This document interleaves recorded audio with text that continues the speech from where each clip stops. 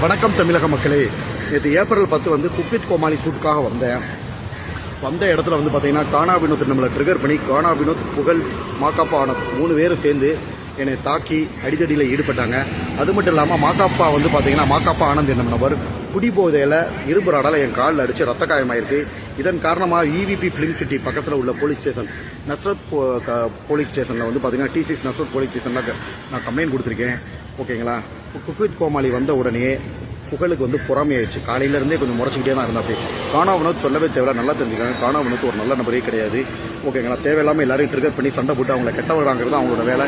என்னத்தை பற்றி குடும்பத்தை பற்றி ரொம்ப தரைக்கிறவாங்க. அந்த வார்த்தையை சொல்றதுக்கே அசிங்கமாக இருக்கு. என்னை பற்றி திட்டலாம், என்னை பற்றி தோல் பண்ணலாம், என்னை பற்றி என் குடும்பத்தை பற்றியும் ரொம்ப அசிங்கமாக கானா வினோத் பேசினாரு. அதுக்கு நான் திருப்பி கானா வினோத்தை எதிர்த்து கேட்டதுக்கு புகழும் கானா வினோத்தை சேர்ந்து என்னை அடிச்சு, ஓகேங்களா.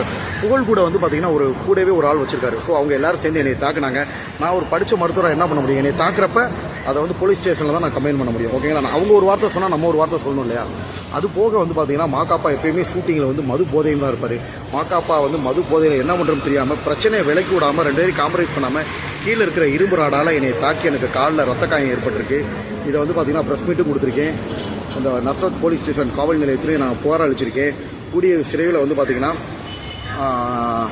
இவங்க மேலே எல்லாம் அன்சார் அப்படின்ற நபரும், அன்சார், கானா வினோத், அன்சார் இவங்க மேலே வந்து கண்டிப்பாக புகழ் அப்புறம் மாக்காப்பா ஆனந்த் இவங்க மேலே வந்து சட்டப்படி நடவடிக்கை எடுப்பாங்க.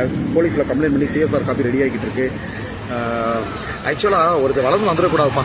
இப்போதாங்க பிக் பாஸ் முன்னாடி 5 படம் நடிச்சிட்டேன். பிக் பாஸ் போயிட்டு எங்கள் குக் வித் கோமாளியும் நானும் வந்துடுவேன் அப்படின்ற பொறாமையில் புகழ் வந்து பார்த்தீங்கன்னா குரேசி இந்த மாதிரி நபர்களெல்லாம் குக் வித் கோமாளியில் வராமல் போனதுக்கு இவங்கெல்லாம் ஒரு காரணம். ஓகேங்களா. யாராவது ஒரு ஆள் குக் வித் கோமாளி வந்துட்டாலே அவங்க வயிற்றுச்சல காலையிலேருந்து அவங்களுக்கு மூஞ்சி செத்து போச்சுங்க. ஏன்னா நான் ப்ரொமோ கண்டென்ட், டிஆர்பி கண்டென்ட் உள்ள போயுமே நல்லா தான் பண்ணேன் நான் குக் வித் கோமாளியில். நேற்று நடந்த ஷூட்டிங்கில் இப்போ புகழ்னாலையும் கானா வினோத்னாலையும் எனக்கு குக் வித் கோமாளியில் கிடைச்ச வாய்ப்பு தட்டி போயிடுச்சு. இனிவே இரவேன் இருக்கான். எனக்கு பின்னாடி 8 கோடி மக்கள் இருக்காங்க. கண்டிப்பாக வந்து தப்பு பண்ணவே அணிவிப்பான். புகழ்னாலேயோ மாக்காப்பானாலேயோ கானா வினோத்னாலே என்னோட வளர்ச்சியை யாருனாலையும் தடுத்து நிப்பாட்ட முடியாது. இறைவன் இருக்காரு. கண்டிப்பாக தமிழ் சினிமா உலகில் ஒரு ஹீரோவாக வருவேன். இது பொதுமக்கள் மாக்காப்பா போன்று மது அருந்திவிட்டு மிருகங்களாக இருக்கிற மிருகங்களை பற்றியும், புகழ் போன்ற மது அருந்திட்டு, அதாவது தண்ணி அடிக்கிறது அவங்க சொந்த விஷயம், தண்ணி அடிச்சுட்டு அடுத்தவங்களை போய் தாக்குறது வந்து ஒரு பெரிய விஷயம். ஓகேங்களா. ஸோ இந்த மாதிரி மிருகங்களை பற்றி நான் எல்லாருக்கும் வந்து வெளிச்சம் போட்டு காட்டுறேன்.